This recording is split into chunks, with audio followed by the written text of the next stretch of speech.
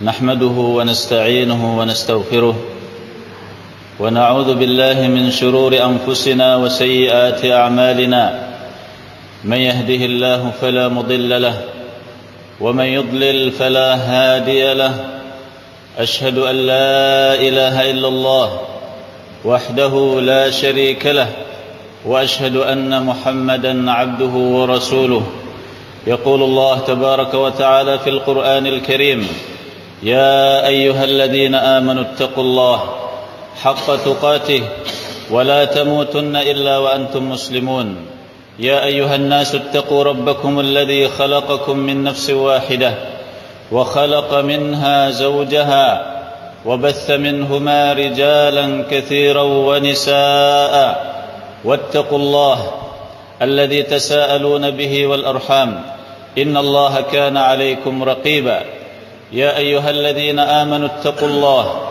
وقولوا قولا سديدا يصلح لكم أعمالكم ويغفر لكم ذنوبكم ومن يطع الله ورسوله فقد فاز فوزا عظيما فإن أصدق الحديث كتاب الله وخير الهدي هدي محمد صلى الله عليه وسلم وشر الأمور محدثاتها فإن كل محدثة بدعة وكل بدعة ضلالة وكل ضلالة في النار الله أكبر الله أكبر الله أكبر لا إله إلا الله الله أكبر الله أكبر ولله الحمد أيها المسلمون jamaah salat Id yang berbahagia, alhamdulillah, segala puji bagi Allah Subhanahu wa taala yang berkat taufik dan rahmatnya kita semua di pagi yang cerah ini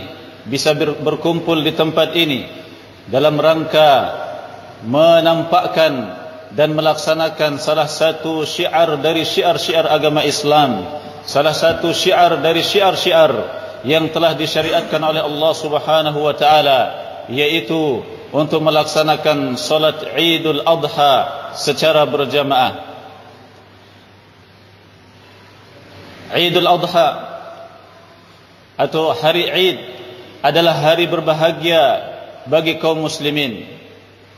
Tidak boleh seorang muslim atau seorang muslimah menampakkan kesedihan di hari Id.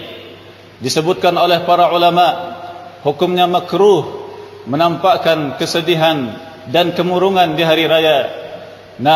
Semestinya seorang muslim dan seorang muslimah menampakkan keceriaan, kebahagiaan, wajah yang berseri-seri di hari Id. Dan Allah Subhanahu wa taala telah memberikan hari Id adalah hadiah bagi kaum muslimin. Di dalam Islam, hari Id ada 3, tidak lebih dari itu. Hanya ada 3 hari Id di dalam agama Islam. Id usbu'i, yaitu hari Id mingguan, dan hari Id tahunan yang dilaksanakan 2 kali dalam 1 tahun. Semua hari Id, 3 hari Id ini yang diberikan oleh Allah Subhanahu wa taala adalah sebagai hadiah dari Allah Subhanahu wa taala kepada kaum muslimin setelah melaksanakan 6 beberapa rukun Islam. Idul Usbu'i, hari raya mingguan, Allah Subhanahu wa taala hadiahkan kepada kita semua. Setelah melaksanakan salat 5 waktu setiap hari dan malam selama 1 minggu, Allah Subhanahu wa taala menghadiahkan bagi kita hari Jumat sebagai hari raya Id, hari Id mingguan bagi kaum muslimin, karena telah melaksanakan 6 salat 5 waktu sehari semalam selama 1 minggu. Kemudian hari Id yang kedua adalah hari Idul Fitri. Ini adalah hari Id yang dihadiahkan oleh Allah Subhanahu wa taala kepada kita semua setelah kaum muslimin, setelah kita semua selesai melaksanakan salah satu rukun Islam, yaitu berpuasa di bulan Ramadan. Kemudian hari Id berikutnya dan yang terakhir adalah hari Idul Adha. Allah Subhanahu wa taala hadiahkan kepada kita semua ma'asyiral muslimin rahimani wa rahimakumullah, setelah para jamaah haji melaksanakan wukuf di Arafah, yang dimana wukuf di Arafah adalah rukun haji yang terbesar. Rasulullah sallallahu alaihi wasallam mengatakan, al-hajju Arafah, inti dari haji itu adalah wukuf di Arafah. Dan di hari Arafah ini Allah Subhanahu wa taala telah membebaskan kaum muslimin dari nerakanya, telah menyelamatkan banyak dari kaum muslimin dari nerakanya, baik dari jemaah haji yang sedang melaksanakan haji atau kaum muslimin yang berada di tempat-tempat lainnya yang tidak melaksanakan ibadah haji. Ma'asyiral muslimin rahimani wa rahimakumullah, di hari yang besar ini, di hari yang berbahagia ini, Allah Subhanahu wa taala mensyariatkan kepada kaum muslimin untuk berkurban, mensyariatkan kepada kaum muslimin untuk berkurban. Ini adalah sunnah Nabi Ibrahim alaihi salam. Beliaulah sebab disyariatkannya ibadah kurban. Allah Subhanahu wa taala telah menguji Nabi Ibrahim alaihi salam dengan ujian yang berat, dan ujian yang terberat itu adalah bagi para nabi. Semakin tinggi tingkat keimanan seseorang, semakin besar ujiannya, dan yang paling besar ujiannya adalah para nabi dan rasul. Rasulullah sallallahu alaihi wasallam bersabda, asyaddun nasi bala'an al-anbiya thumma al-amsal fal-amsal. Manusia yang paling keras, yang paling besar, yang paling dahsyat ujiannya adalah para nabi. Thummal amsal, kemudian yang serupa. Thummal amsal, kemudian yang serupa, yaitu yang serupa dengan para nabi. Allah Subhanahu wa taala menguji Nabi Ibrahim alaihi salam dengan ujian yang begitu besar. Allah Subhanahu wa taala memerintahkan kepada Nabi Ibrahim untuk menyembelih putra tercintanya, yang dimana putra tercintanya ini lahir dan diberikan oleh Allah Subhanahu wa taala kepada Nabi Ibrahim dan istrinya setelah beliau dan istrinya menunggu selama lebih dari 80 tahun. Selama 80 tahun lebih Nabi Ibrahim dan istrinya mengidam-idamkan seorang anak, dan setelah itu Allah Subhanahu wa taala memberikannya Nabi Ismail alaihi salam. Setelah Nabi Ismail alaihi salam beranjak dewasa, ketika umur remaja, Allah Subhanahu wa taala menguji Ibrahim dengan ujian yang lebih berat. Yang tadinya selama lebih dari 80 tahun Nabi Ibrahim alaihi salam dan istrinya mengidamkan seorang anak, kemudian Allah Subhanahu wa taala memberikannya seorang anak. Kemudian datang ujian yang lebih besar, seorang anak yang sudah nampak kebaikannya, yang sudah barakallahu fikum begitu gembira seorang bapak dan ibunya melihatnya. Allah Subhanahu wa taala memerintahkan kepada Nabi Ibrahim untuk menyembelihnya, La ilaha illallah, Allahu akbar, Allahu akbar, la ilaha illallah, Allahu akbar walillahil hamd. Betapa besar ujian ini, namun Ibrahim alaihi salam melaksanakan perintah Allah Subhanahu wa taala dengan penuh keyakinan, dengan penuh ketundukan, karena Nabi Ibrahim alaihi salam sadar bahwasanya kecintaan kepada Allah Subhanahu wa taala harus lebih diutamakan dari kecintaan kepada selain Allah Subhanahu wa taala, daripada kecintaan kepada harta, daripada kecintaan terhadap keluarga, termasuk kecintaan kepada anak yang tercinta. Kecintaan kepada Allah Subhanahu wa taala harus lebih diutamakan, sehingga Nabi Ibrahim alaihi salam disebabkan kekuatan keimanannya, disebabkan kekuatan keyakinannya, dia melaksanakan perintah Allah Subhanahu wa taala tersebut. Dia berangkat barakallahu fikum dengan membawa pisau, dan ketika Nabi Ibrahim alaihi salam meletakkan pisau tersebut dan siap untuk menyembelih anaknya, Allah Subhanahu wa taala menggantikan anak tercintanya tersebut dengan sembelihan yang besar, dengan seekor kambing yang besar. Kemudian itulah yang disembelih oleh Nabi Ibrahim alaihi salam, dan dengan sebab inilah kemudian disyariatkan kepada kaum muslimin pada tiap tahunnya, pada hari An-Nahr, pada hari Al-Hajjul Akbar, untuk berkurban demi melaksanakan sunnah Nabi Ibrahim, demi mencontoh apa yang telah diajarkan oleh Nabi Ibrahim alaihi salam. Ma'asyiral muslimin rahimani wa rahimakumullah, hendaklah masing-masing muslim berusaha untuk bisa berkurban. Dalam setiap bulu yang terdapat di dalam hewan kurban yang disembelih oleh seorang muslim, dia akan mendapatkan satu hasanah, satu kebaikan, satu pahala dari Allah Subhanahu wa taala. Para sahabat bertanya kepada Rasulullah sallallahu alaihi wasallam, "Ma lana biha ya Rasulullah?" Apa yang kami dapatkan wahai Rasulullah dari ibadah kurban, dari hewan yang kami kurbankan, yang kami sembelih di hari raya Idul Adha? Kata Rasulullah sallallahu alaihi wasallam, "Bi kulli sya'ratin hasanatun." Dari setiap satu bulu yang ada dalam hewan kurban yang disembelih itu, satu kebaikan bagi seorang muslim.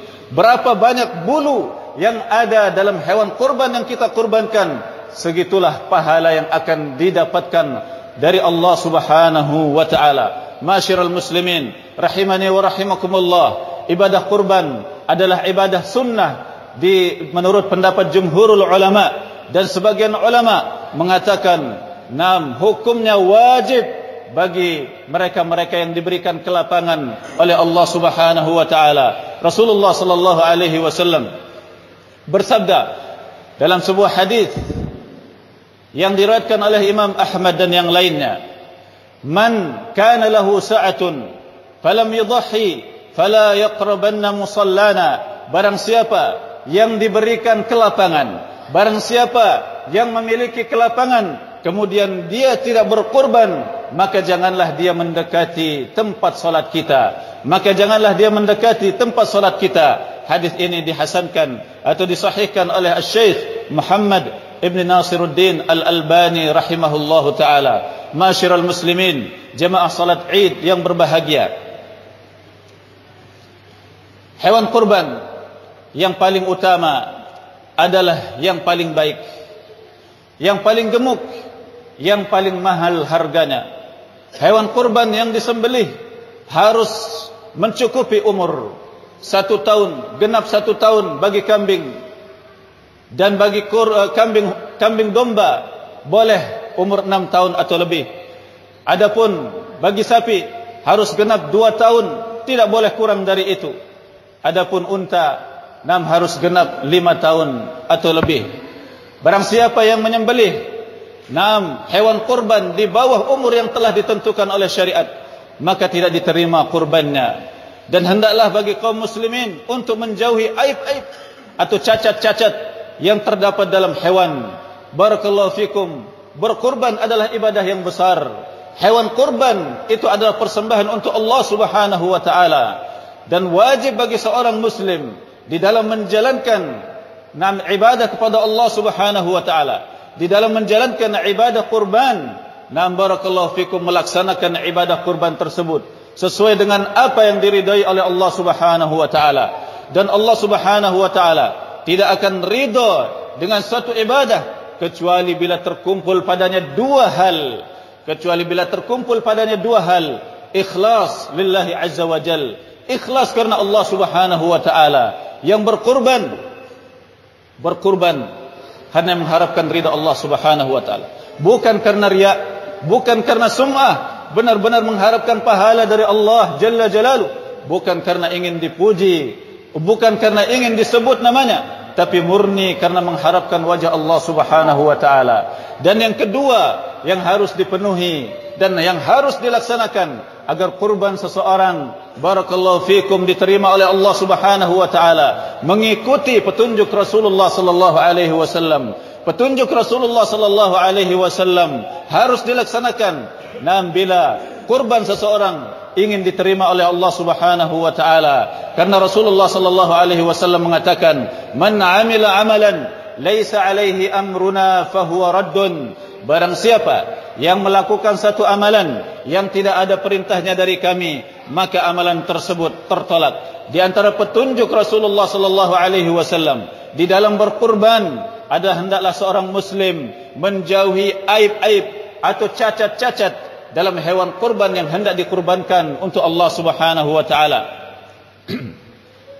Rasulullah sallallahu alaihi wasallam dalam hadis yang diriwayatkan oleh Imam Al-Khamsah, Imam At-Tirmidzi, An-Nasa'i, Abu Dawud dan yang lainnya, Rasulullah sallallahu alaihi wasallam bersabda, "Arba'un la tajuzu fi dhahaya." Ada 4 hal yang tidak boleh dalam hewan kurban. Ada 4 hal yang tidak boleh dalam hewan kurban.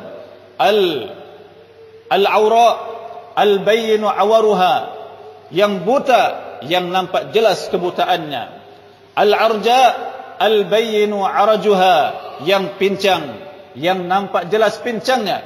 Kalau hewan tersebut dilihat, ketika dia jalan terlihat jelas pincangnya. Ketika dia bersama kawan-kawannya, dia tertinggal jauh dari kawan-kawannya. Ini jelas pincangnya, tidak boleh dijadikan hewan kurban. Kemudian Rasulullah sallallahu alaihi wasallam mengatakan, dan ini yang ketiga yang tidak boleh dalam hewan kurban, al-maridatu al-bayyinu maraduha, yang sakit yang nampak jelas sakitnya. Dan yang terakhir al-hazilatu, ay al-ajfa allati la tunqi, yang kurus yang tidak bersumsum. Masyiral muslimin rahimani wa rahimakumullah, ini adalah 4 hal yang tidak boleh ada dalam hewan kurban. Sehingga seorang muslim hendaklah ketika berkurban memilih hewan yang terbaik, yang paling gemuk, yang paling mahal. Dengan itu Allah Subhanahu wa taala akan menerima kurban tersebut. Semakin besar hewan yang dikurbankan oleh seseorang, maka semakin besar pahalanya dari Allah Subhanahu wa taala. Dan jauhi aib-aib yang telah disebutkan, karena tidak semua kurban yang dipersembahkan untuk Allah Subhanahu wa taala diterima di sisi Allah Subhanahu wa taala. Tidak semua kurban yang dikurbankan oleh seorang muslim diterima dan diganjar oleh Allah Jalla Jalaluh. Allah Subhanahu wa taala berfirman mengisahkan tentang kisah dua anak Adam. Allah Subhanahu wa taala berfirman, "Watlu 'alaihim naba abnai Adam bil haqq id qarraba qurbanan fatuqabbala min ahadihima wa lam yutaqabbal min al-akhar."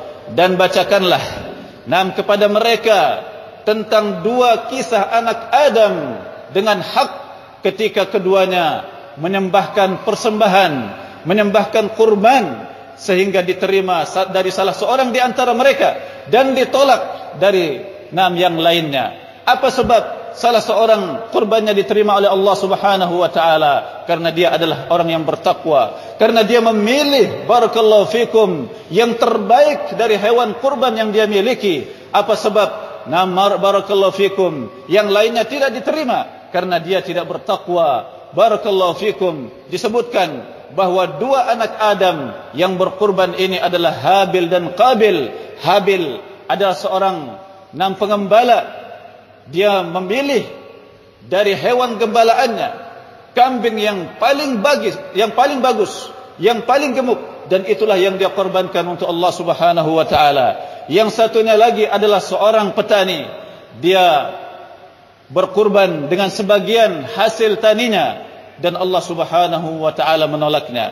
Masyiral muslimin rahimani wa rahimakumullah, apa rahasia yang satunya yaitu Habil diterima kurbannya dan yang satunya yaitu Qabil tidak diterima kurbannya? Adalah karena Habil berkurban dengan penuh ketakwaan, dengan penuh keikhlasan. Karena Habil barakallahu fikum berkurban dengan yang terbaik yang dia miliki. Masyiral muslimin rahimani wa rahimakumullah. Kemudian selanjutnya saya bersewasiat kepada kaum muslimat sebagaimana Rasulullah sallallahu alaihi wasallam bersewasiat kepada kaum muslimat di waktu itu. Setelah melaksanakan salat Id, Rasulullah sallallahu alaihi wasallam mengatakan kepada kaum muslimat, "Ya ma'syaran nisa, tasaddaqna." Wahai para kaum wanita, bersedekahlah. Wahai para kaum wanita, bersedekahlah.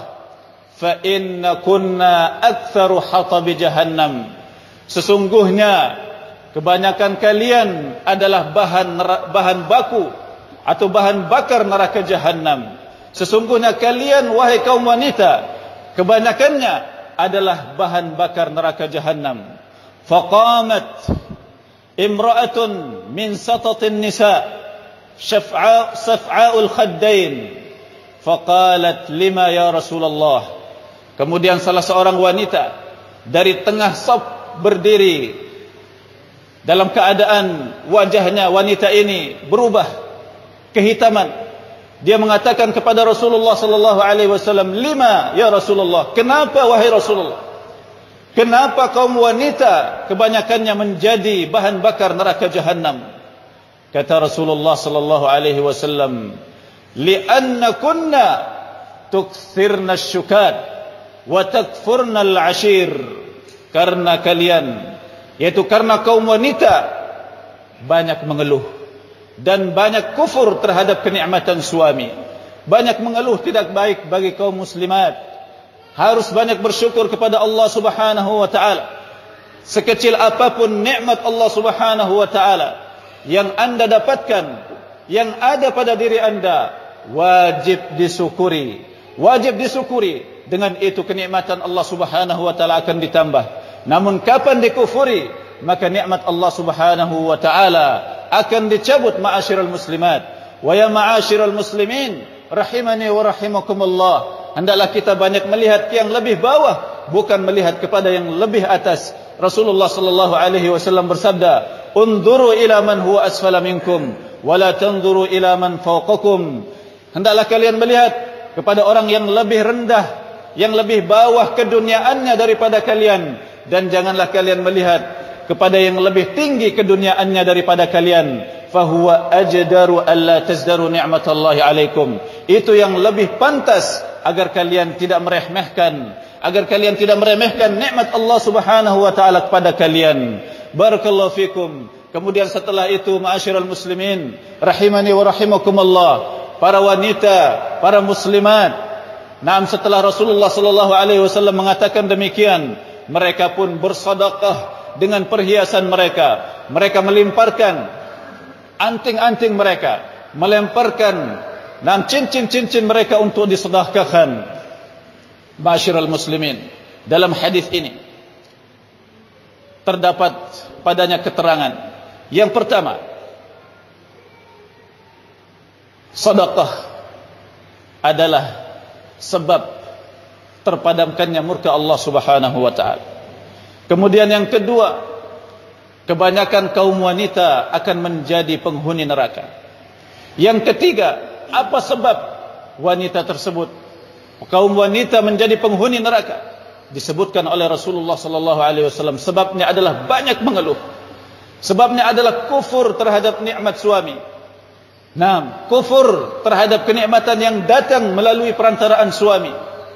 Dan barakallahu fikum, dalam hadis ini terdapat padanya keterangan betapa bersegeranya para sahabiyat, para kaum muslimat di waktu itu, melaksanakan perintah Rasulullah sallallahu alaihi wasallam karena ingin diselamatkan dari siksaan Allah Jalla Jalaluh, karena ingin selamat dari neraka Allah Jalla Jalaluh. Mereka segera bersedekah. Ma'asyiral muslimin rahimani wa rahimakumullah, ma'asyiral muslimat, barakallahu fikun, jauhilah banyak mengeluh. Banyak mengeluh adalah sebab kalian akan dilemparkan ke dalam neraka Jahannam. Barakallahu fikum, banyaklah bersyukur kepada Allah Subhanahu wa taala.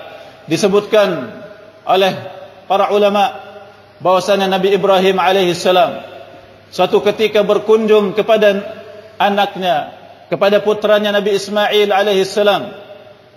Namun Nabi Ibrahim tidak mendapati Ismail alaihi salam di rumahnya. Nabi Ibrahim hanya mendapati istrinya atau menantunya. Dia mengatakan, "Di mana suamimu?"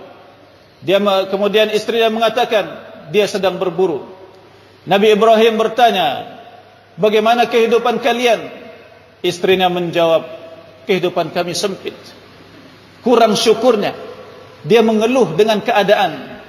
Barakallahu fikum. Kemudian Nabi Ibrahim berpesan, "Sampaikan salamku kepada suamimu dan katakan kepadanya, sampaikan pesanku kepada suamimu, hendaklah dia mengganti talang rumahnya, hendaklah dia mengganti pintu rumahnya." Kemudian Nabi Ibrahim pergi dalam keadaan istri Nabi Ismail alaihissalam tidak mengetahui bahwa itu adalah bapaknya Nabi Ismail. Tak lama kemudian Nabi Ismail alaihissalam kembali dari berburu, dan istrinya menyampaikan bahawa seorang telah datang dan bertanya tentangmu. Kemudian dia berpesan dan mengirim salam, dan dia berpesan, barakallahu fikum, agar engkau mengganti talang rumahmu. Kata Ismail alaihissalam, itu adalah bapakku.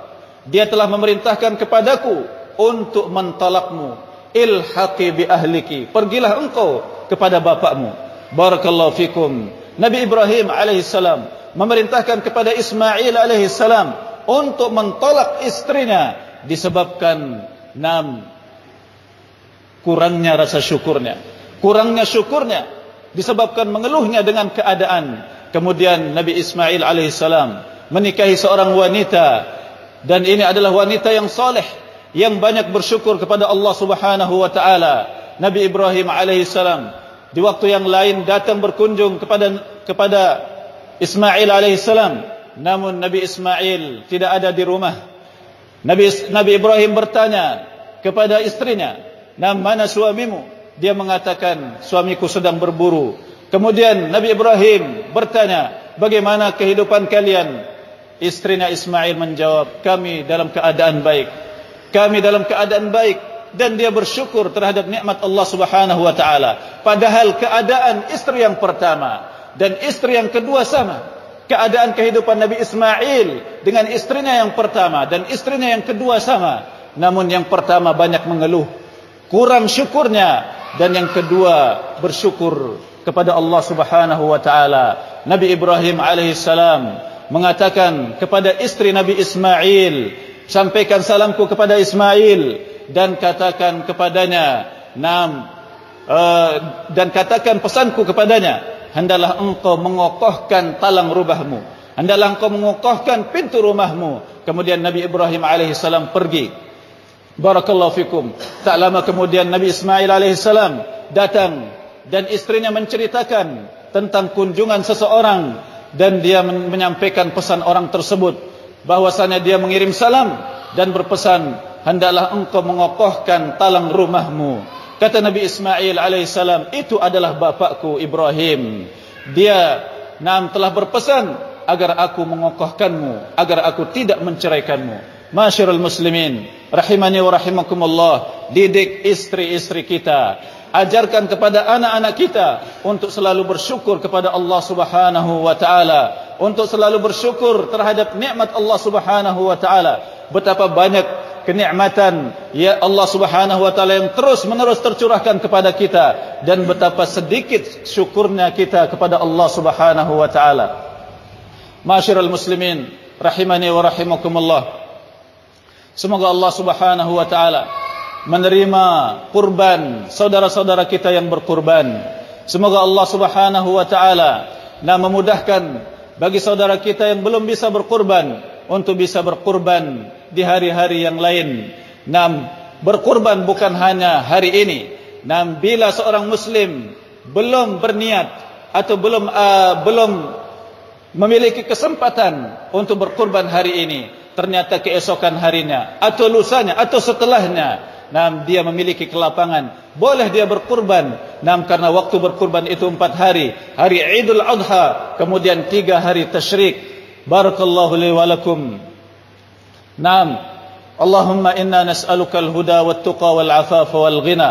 Allahumma a'izz al-islam wal-muslimin wa adhill asy-syirka wal-kufra wal-musyrikin wansur man nasara ad-din. Allahumma ighfir lana dhunubana ولإخواننا الذين سبقونا بالإيمان ولا تجعل في قلوبنا غلا للذين آمنوا ربنا إنك رؤوف رحيم اللهم إنا نسألك من الخير كله عاجله وآجله ما علمنا منه وما لم نعلم ونعوذ بك من الشر كله عاجله وآجله ما علمنا منه وما لم نعلم اللهم إنا نسألك الجنة وما قرب إليها من قول أو عمل ونعوذ بك من النار وما قرب إليها من قول أو عمل وآخر دعوانا أن الحمد لله رب العالمين.